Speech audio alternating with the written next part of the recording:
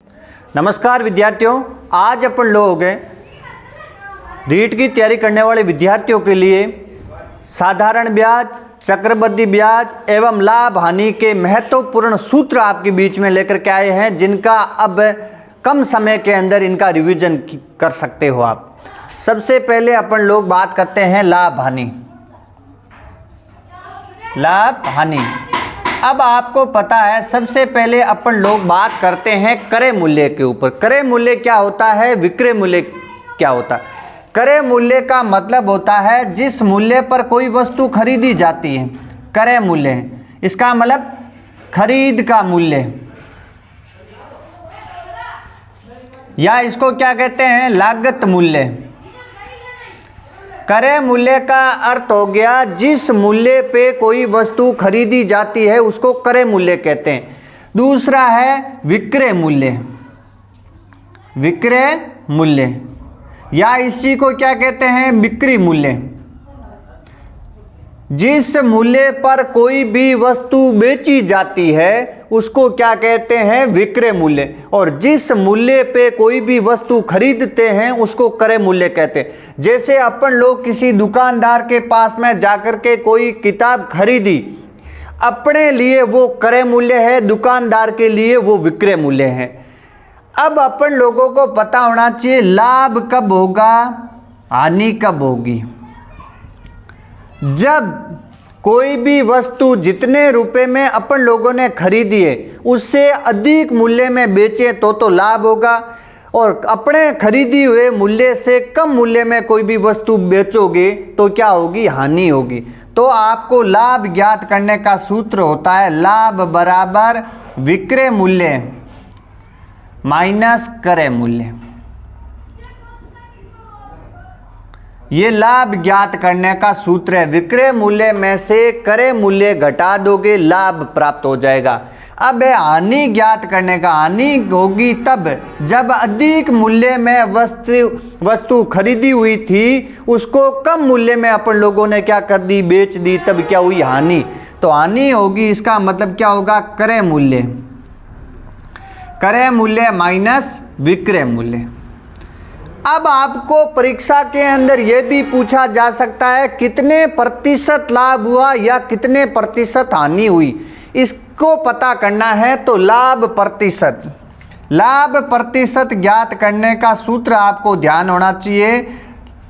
तो लाभ बट्टा क्रय मूल्य, लाभ बट्टा क्रय मूल्य। और प्रतिशत हमेशा ज्ञात करते हैं तब 100 से क्या किया जाता है, गुणा किया जाता है। हानि प्रतिशत, हानि प्रतिशत ज्ञात करने का सूत्र होता है हानि बट्टा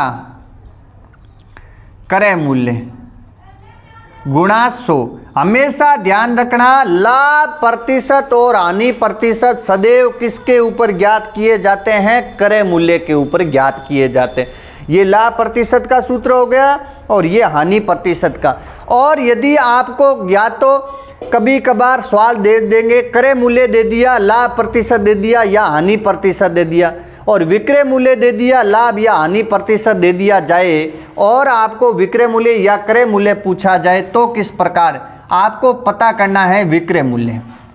क्या पता करना है, विक्रय मूल्य। आपको दिया हुआ क्या है, या तो क्रय मूल्य दिया हुआ होगा तो विक्रय मूल्य पूछेंगे, और विक्रय मूल्य दिया हुआ है तो क्रय मूल्य आपको ज्ञात करना है। अब अपन लोग विक्रय मूल्य पता कर रहे हैं, आपको क्रय मूल्य दिया हुआ है, लाभ प्रतिशत दिया हुआ है।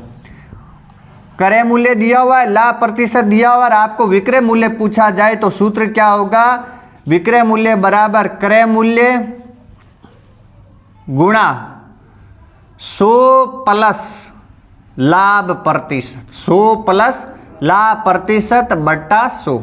ये आपको सूत्र याद रखना। यदि आपको क्रय मूल्य दिया हुआ है, लाभ न देकर के क्या दिया हुआ है, हानि प्रतिशत दिया हुआ है। क्रय मूल्य दिया हुआ है, क्या दिया हुआ है, हानि प्रतिशत। आपको पूछा जाए विक्रय मूल्य तो आपको ध्यान रखना सूत्र क्या होगा, क्रय मूल्य गुणा कोष्टक 100, या लाभ हुआ तो प्लस करना है, हानि हुई तो क्या करना, माइनस हानि प्रतिशत बट्टा क्या है 100 कोष्टक। ये विक्रय मूल्य ज्ञात करने के एक बार यदि लाभ हो हानि हो, लाभ हो तो प्लस करना है, हानि हो तो माइनस करना है। अब यदि आपको विक्रय मूल्य दिया हुआ है, विक्रय मूल्य दिया हुआ है और लाभ प्रतिशत दिया हुआ है, तो आपको क्रय मूल्य पता करना है। तो अपन लोग क्रय मूल्य दे रखा है, ज्ञात करना है, तो आपको क्या लिखना है, विक्रय मूल्य। यहाँ विक्रय मूल्य पता करना है तो क्रय मूल्य लिखना है। फिर यहाँ आपको कोष्टक, यहाँ क्या आ जाएगा, 100/100 प्लस लाभ प्रतिशत। यहाँ क्या हो जाएगा, इसका उल्टा हो जाएगा। और यदि आपको हानि दे रखी है तो क्रय मूल्य बराबर विक्रय मूल्य कोष्टक 100/100 माइनस हानि प्रतिशत।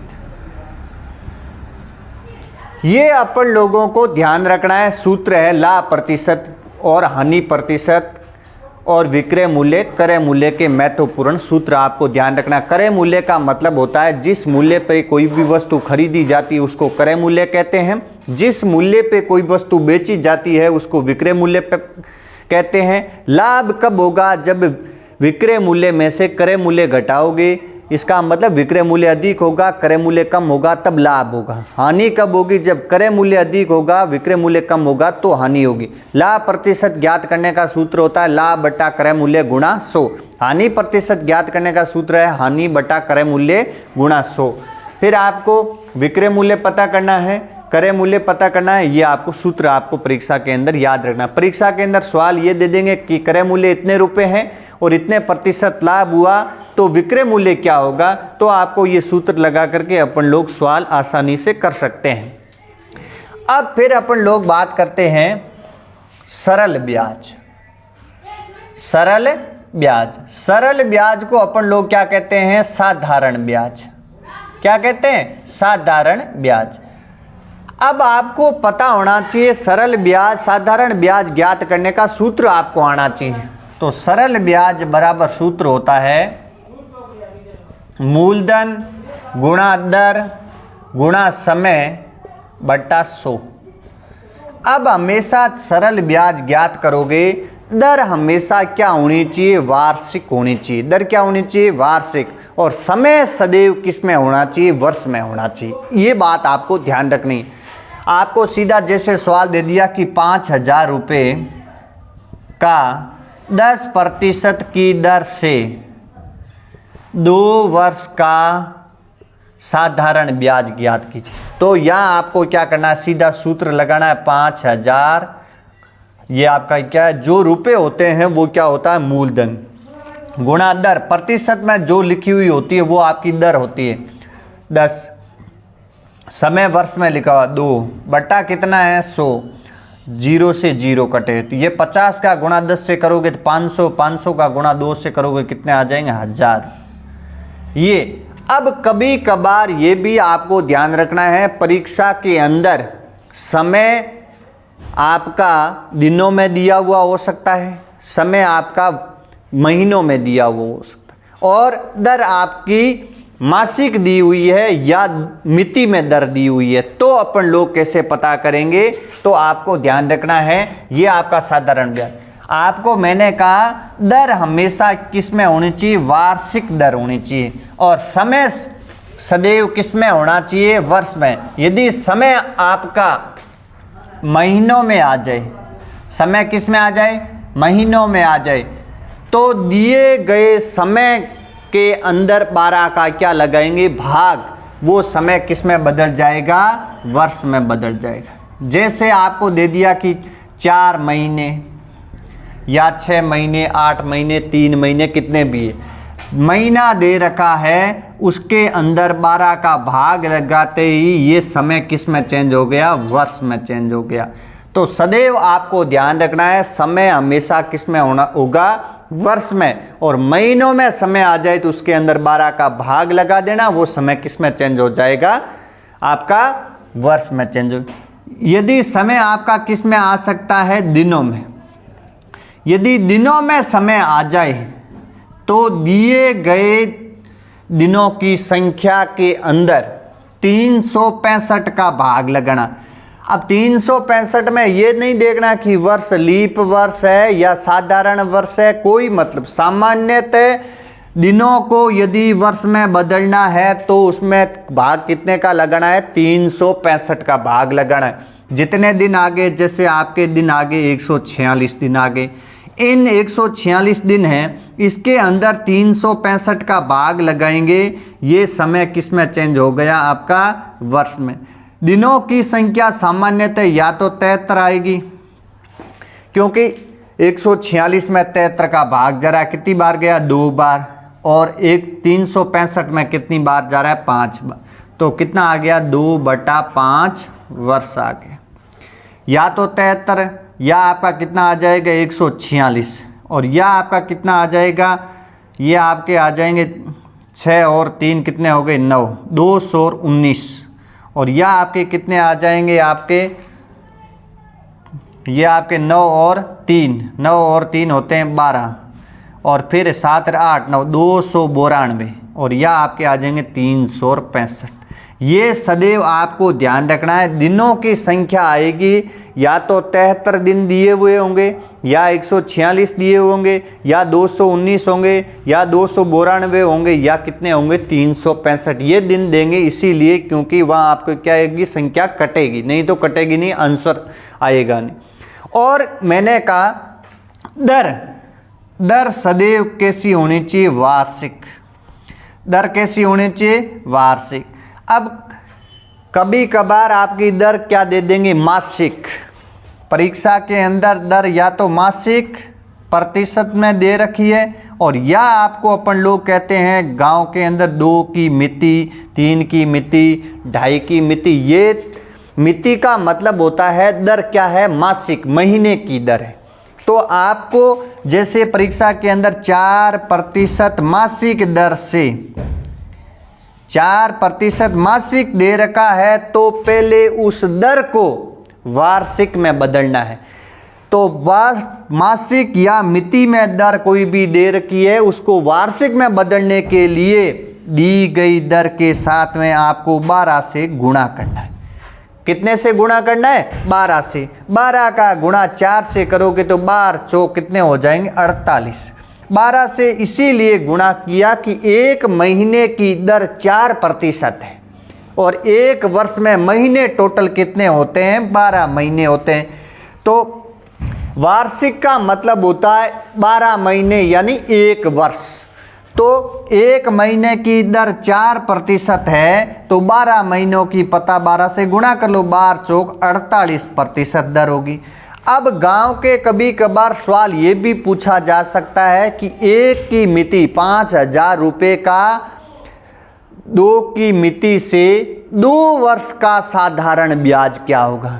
वहाँ अपन लोगों को मैंने कहा रुपये है वो तो आपका मूलधन है, और समय सदैव किस में होगा, वर्ष में होगा। यदि समय महीनों में या दिनों में आ जाए तो सबसे पहले उसको किस में बदलना है, वर्ष में बदलना है। दर की पहचान जिसके आगे प्रतिशत लिखा हुआ है वो दर है, और वहाँ आपको पता है कि मिति लिखा हुआ है, आपने विचार किया कि यहाँ प्रतिशत लिखा हुआ ही नहीं है। मिति का मतलब होता है आपको एक की मिति। परीक्षा के अंदर ये ध्यान रखना, 1 की मिति दे सकता है, 2 की मिति दे सकता है, 2.5 की मिति दे सकता है, या 3 की मिति दे सकता है। और मिति दे या मासिक दे, चीज वो है परीक्षा के अंदर परीक्षक क्या देता है ये आपको ध्यान रखना। या तो मिति दी हुई होगी या मासिक दी हुई होगी, और वार्षिक दर दे रखी है तो आपको कुछ बदलाव नहीं करना। और सीधा ही ऐसा दे दिया कि 5,000 रुपये का 10% की दर से, ऐसा नहीं लिखा हुआ है कि मासिक है या मिति है, तो सदैव वो दर किस में होती है, वार्षिक में होती है। यदि 1 की मिति का मतलब होता है 12%, 1 की मिति का मतलब कितना होता है, 12%। अब 2 की मिति का मतलब कितना हो गया, 24%। 3 की मिति का मतलब कितना हो गया, 36%। और 2.5 का मिति का मतलब हो गया, 1 की मिति का मतलब 12, तो 2 की मिति का मतलब कितना हो गया, 24%। अब पीछे कितनी मिति रही, आधी मिति। इसका मतलब 1 का मतलब 12, तो आधे का मतलब कितना हो गया, 6। तो 24 और 6 कितने हो गए आपके? 24 और 6 हो गए 30%। और डेढ़ की मिति कहे, डेढ़ की मिति कहे, इसका मतलब एक की मिति का मतलब हो गया 12, आधे की मिति का मतलब हो गया 6। तो 12 और 6 कितने प्रतिशत हो गए? वहाँ प्रतिशत डेढ़ की मिति आपको दी हुई है, तो वहाँ कितने लिखने हैं आपको? 18% लिखने हैं। कितने लिखने हैं? 18% लिखने हैं। इस प्रकार आपको सामान्य जानकारी आपको क्या रखनी है? ध्यान रखनी है, और अपन लोग आसानी से उस सवाल को क्या कर सकते हैं? सरल कर सकते हैं। अब अपन लोग बात करते हैं चक्रवृद्धि ब्याज। अब क्या बात करते हैं? चक्रवृद्धि ब्याज।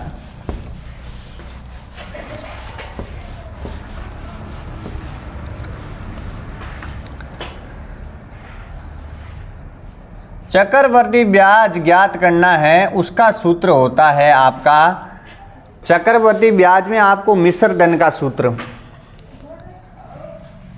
मिश्र धन का सूत्र होता है मूलधन कोष्टक 1 प्लस दर बट्टा 100 और घात समय, ये कहो। और यदि यहाँ अपन लोग माइनस मूलधन लिख देते हैं तो वो सूत्र किसका हो जाएगा? चक्रवृद्धि ब्याज का। ये मिश्र धन का है, इसी के स्थान पर आपको सीधा चक्रवृद्धि का लिखना है। इनका मतलब क्या हो गया? सूत्र वही है, मूलधन कोष्टक 1 प्लस दर बट्टा 100 घात समय माइनस मूलधन। ये सूत्र किसका हो गया? चक्रवृद्धि ब्याज। इसका मतलब अपन सीधा ही चक्रवृद्धि ब्याज बराबर होता है मिश्र धन माइनस, ये मिश्र धन पता कर लिया, मिश्र धन में से मूलधन घटा दो, वो क्या होगा? आपका ब्याज होगा।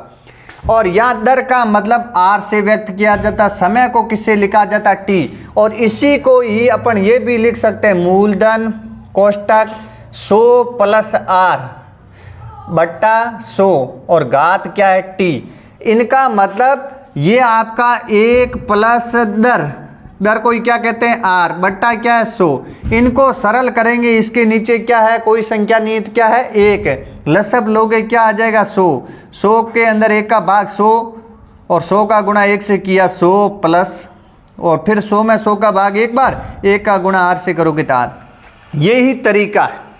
अब आपको यहाँ भी आपको ध्यान रखना, जैसे सवाल आ गया 10,000 रुपये, 10,000 रुपये का 2 वर्ष का 10% की दर से चक्रवृद्धि ब्याज ज्ञात की। आपको हमेशा ये दे रखा है, सूत्र आपको याद है, सूत्र के अंदर मान रख दो, आपका उत्तर आ जाएगा।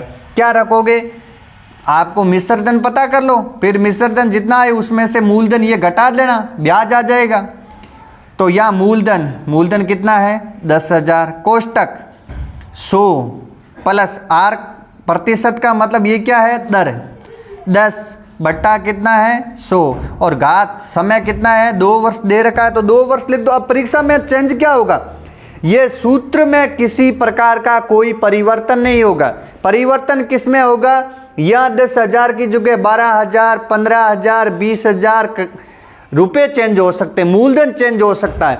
समय 2 वर्ष, 3 वर्ष, 4 वर्ष, 2.5 वर्ष और 2.25 वर्ष, इसका मतलब समय चेंज हो रहा है। और दर चेंज हो जाएगी 15%, 20%, 8%, 25%, इसका मतलब विधि में कोई परिवर्तन नहीं होगा। यहाँ जितने रुपए होंगे वो यहाँ रुपए लिखे जाएंगे। 100 में कोई परिवर्तन नहीं होगा, प्लस में कोई परिवर्तन नहीं। यहाँ 10 है तो 10 लिखना, 15 है तो 15, 12 है तो 12, 18 है तो 18 और बट्टा 100। और समय 2 वर्ष दे रखा 2, 3 दे रखा 3, 4 दे रखा 4। फिर इनको सरल करोगे, ये आपका 10,000 और 100 में 10 जोड़ोगे तो कितने हो जाएंगे? 110 बट्टा 100 और घात कितनी? 2। अब ये ध्यान रखना है, घात 2 का मतलब 2 वर्ष है तो इस कोष्टक को 2 बार गुणा करना है। 3 घात है तो इसको 3 बार गुणा करना, 4 घात है तो इसको 4 बार गुणा करना, और फिर ऊपर नीचे संख्या कट रही है उनको काट लेना और अंत में आपको गुणा करना है, वही आपका आंसर होगा। जैसे यहाँ आपका है तो ये आपके 10,000 गुणा 110 बट्टा 100 गुणा 110 बट्टा 100, घात 2 थी, समय 2 वर्ष था, 2 बार गुणा किया, 3 होता तो 3 बार कर लेते। और अब काटो, 2 जीरो से ये 2 जीरो कट गए, 2 जीरो से ये 2 जीरो कट गए, चाहे ये 2 जीरो और ये 2 जीरो काट सकते थे। अब यहाँ 11 का गुणा 11 से करोगे तो 121 आ जाएगा, 1 जीरो और 1 जीरो 2 जीरो पीछे आ जाएंगे। तो रुपए कितने हो गए, ये आपके रुपए हो गए 12,100 रुपये। और अपन लोगों का मूलधन कितना था, 10,000 रुपये थे। तो ब्याज कितना रुपए हो गए, 2100 रुपये ब्याज हो गए। कितने हो गए, 2100। इस प्रकार यदि समय आपका ध्यान रखना, समय यदि आपको वहाँ 2 वर्ष दे रखा, तो यदि यहाँ 2.5 वर्ष समय दिया हुआ हो जाए, 2.5 वर्ष समय दिया हुआ होता, तो वो आपका सूत्र क्या होता है, ये आपका मिश्र धन, ये आपका मूलधन, मूलधन कितना 10,000, कोष्टक 100 प्लस 10 बट्टा 100 और ऊपर घात कितनी है, 2.5 वर्ष। अब 2.5 वर्ष आपको घात दे रखी है या 3.5 दे रखी है, 4.5 दे रखी है, तो आपको ध्यान रखना है ये आपके 10,000, 100 में 10 जोड़ोगे तो 110 बट्टा 100। यदि जितना पूरा वर्ष दे रखा है उतनी बार गुणा तो करना ही है, 110 बट्टा 100। अब पीछे कितना रहा, आधा वर्ष रहा, ये आपको ध्यान रखना। जितना आधा वर्ष या जो भी वर्ष बचे उसको आपको दर के अंदर उसका जितना आधा वर्ष है उसका क्या लगा देना, भाग लगा देना अगला उत्तर। जैसे दर कितनी है आपकी 10, 10 में 1/2 मतलब आधे का भाग लगाओगे, तो यहाँ आपका आधे का 1/2 का ये आपका बटा 2 लिखो, फिर कितना आ जाएगा 5। तो यहाँ आपकी दर कितनी आ जाएगी, 5% आ जाएगी। और 5 आ जाएगी यहाँ, तो कितना हो जाएगा 105/100। ये ध्यान रखना, बाकी कोई परिवर्तन। यदि यहाँ 1/3 आ जाता तो जितनी दर है उसमें 1/3 का क्या लगा देंगे, भाग लगा देंगे। 1/4 आ जाए, जैसे 3.25 वर्ष या 3.25 वर्ष आ जाए, तो यहाँ 4 का दर के अंदर भाग लगाना है। बाकी विधि में कोई परिवर्तन नहीं है, ये आपको ध्यान रखना। चक्रवृद्धि ब्याज का सूत्र आना चाहिए। और आपको दर समय आपका, यदि ये आपका समय दिया हुआ 2 वर्ष दे रखा, 3 वर्ष दे रखा, तो पूरा लिखना है, फिर आधा। अब कभी कभार इसके अंदर ब्याज की दर कभी कभार 6 माही होती है। हमेशा ब्याज की दर क्या होनी चाहिए, या वार्षिक। और यदि ब्याज की शरत अर्धवार्षिक, त्रैमासिक और 4 मासिक, इसका मतलब ब्याज की गणना 6 मासिक है। अर्धवार्षिक का मतलब 6 महीनों में ब्याज की गणना करनी। पूरा 1 वर्ष है, 1 वर्ष में 6 माही ब्याज की दर है, इसका मतलब ब्याज 1 वर्ष में 2 बार लिया जाएगा। तो अपन इनकी बात सामान्य ये जानकारी आपको होनी चाहिए। तो यहाँ आपकी क्या है, ब्याज की शरत। ब्याज की गणना शर्त क्या है, यदि ब्याज 6 माही या आपका अर्धवार्षिक, ब्याज की दर क्या है, ब्याज की गणना अर्धवार्षिक है। अर्धवार्षिक का मतलब होता है 6 महीनों में ब्याज की गणना करनी, 6 महीनों में उसका हिसाब करना है। तो 6 महीनों में पहला हिसाब, फिर दूसरा 6 महीनों में। इसका मतलब 1 वर्ष में कितनी बार ब्याज की गणना की, 2 बार की। कितनी बार की। अब यहाँ ध्यान रखना है, ब्याज की शर्त अर्धवार्षिक परीक्षा में लिखा हुआ है या ब्याज की शर्त 6 माही है, तो ध्यान रखना आपकी दर क्या हो जाएगी, दर हो जाएगी आधी। दर जितनी देर की परीक्षा के अंदर, वो दर क्या हो जाएगी, आधी हो जाएगी। और समय क्या हो जाएगा, समय आपका दुगुना हो जाएगा। क्या हो जाएगा, दुगुना हो जाएगा। जैसे सवाल आपको दे रखा है 5,000 रुपये का 10% की दर से 2.5 या आपका 1.5 वर्ष का ब्याज ज्ञात कीजिए और ब्याज की शर्त अर्धवार्षिक दे हो। ब्याज की शर्त क्या है, अर्धवार्षिक दे हो या आपका क्या हो, 6 माही दे हो। तो हमेशा वैसे नहीं करना है। पहले अपन लोगों ने किया कि अपन लोग मिश्र धन पता कर लेंगे, मिश्रधन मूलधन कितना है 5000 कोष्टक 100 प्लस 10 बट्टा 100 और घात ये आपका डेट है। फिर यह आपका हो जाएगा 5000 गुणा 100 में 10 जोड़ोगे 110 बट्टा 100 गुणा एक पूरा वर्ष एक है, फिर आधा वर्ष है तो दर को आधी करेंगे तो कितनी हो जाएगी 5 105 बट्टा 100। ये तब करते जब ये अर्धवार्षिक देय नहीं दी हुई होती तो ऐसे करते। यहाँ अपन लोगों को क्या दे रखी है अर्धवार्षिक देय है तो पहले दर और समय को चेंज करना है। दर क्या हो जाएगी, मैंने कहा दर हो जाएगी जितनी अर्धवार्षिक देय है तो जितनी दर दे रखी, दर कितनी देर की 10 की आधी करोगे तो कितनी हो जाएगी दर 5%। और समय कितना है 1.5 वर्ष और 1.5 वर्ष दुगुना हो जाएगा तो 1.5 का दुगुना कितना हो जाएगा 3 वर्ष होगा। फिर इसी सूत्र के अंदर अपन लोग दर की जगह कितना रखोगे 5 और समय की जगह कितना रखोगे 3, फिर उसको सरल करोगे वही आपका आंसर बिल्कुल क्या होगा सही होगा। क्या होगा 5000 कोष्टक 100 प्लस 5 बट्टा 100 और समय कितना 3, फिर 105 बट्टा 100 इसको कितनी बार गुणा करेंगे 3 बार करेंगे, फिर इसको सरल करेंगे उत्तर आएगा वो आपका ब्याज होगा। अब परीक्षा के अंदर अर्धवार्षिक की जगह आपको परीक्षा में आ गया त्रैमासिक। त्रैमासिक का मतलब होता है ब्याज की गणना हर 3 महीनों के अंदर करनी है। ब्याज की गणना हर 3 महीनों के अंदर इसका मतलब पहले 3 महीनों में ब्याज की गणना की, फिर 3 महीनों में की, फिर 3 महीनों के में की, फिर 3 महीनों में। इसका मतलब 12 महीनों में कितनी बार ब्याज की गणना की 1 2 3 4 बार ब्याज की गणना की है तो दर में 4 का भाग लगाना। वहां अपना 6 माही था, इसका मतलब ब्याज की गणना कितनी बार की पहले 6 महीनों में, फिर 6 महीनों में, 6 और 6 कितने हो गए 12 महीने 1 वर्ष तो 2 बार की, इसका मतलब 2 का भाग लगाया दर में और समय को 2 से क्या किया गुणा।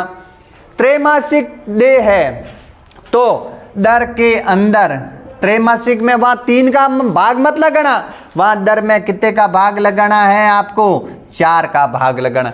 त्रैमासिक का मतलब हर 3 महीनों में ब्याज की गणना की, तो ब्याज की गणना कितनी बार की 4 बार और समय को 4 से क्या करना है गुणा करना। ऐसे आपको दर प्रत्येक 4 माह में ब्याज की गणना की जाती है। तो 4 माह में की जाती तो पहले 4 महीनों में, फिर दूसरे 4 महीनों में, फिर 3 4 4 4 टोटल कितने हो गए 1 वर्ष हो गए। तो 12 महीनों में ब्याज की गणना कितनी बार की 3 बार, तो वहाँ आपको दर के अंदर 3 का भाग लगाना है और समय के साथ में 3 से क्या करना है गुणा करना है, फिर वो परिवर्तन। अब परीक्षा में आ गया ब्याज की गणना 8 माह में की जाएगी।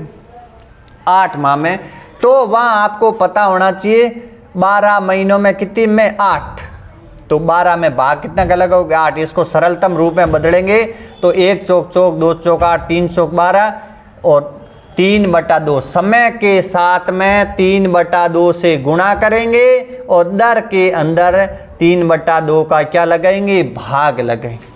6 माही दे रखी है तो 12 में 6 का भाग लगाओगे, इसका मतलब कितना आएगा 2, तो दर में 2 का भाग लगे, समय को 2 से गुणा करेंगे। त्रैमासिक तो 12 महीनों में 3 का भाग लगाओगे, ब्याज की गणना 4 बार की जाएगी तो दर में 4 का भाग लगाओगे, समय के साथ में 4 से गुणा करोगे। इस प्रकार ब्याज की शर्त आपको ब्याज की गणना अर्धवार्षिक, त्रैमासिक, 4 माही, 6 माही, 8 माही कितने महीनों में की जाती है, इसका आपको क्या रखना है ध्यान रखना है। तो आज अपन लोगों ने साधारण ब्याज, चक्रवृद्धि ब्याज एवं लाभ हानि के सामान्य सूत्रों पर अपन लोगों ने चर्चा की है और आप परीक्षा के इस अंतिम समय में यदि इनका रिवीजन करते हैं, सूत्रों की पुनरावृत्ति करते हैं तो ये अपन लोगों को याद हो जाते हैं और सवाल परीक्षा के अंदर अपन लोग आसानी से हल कर सकते हैं।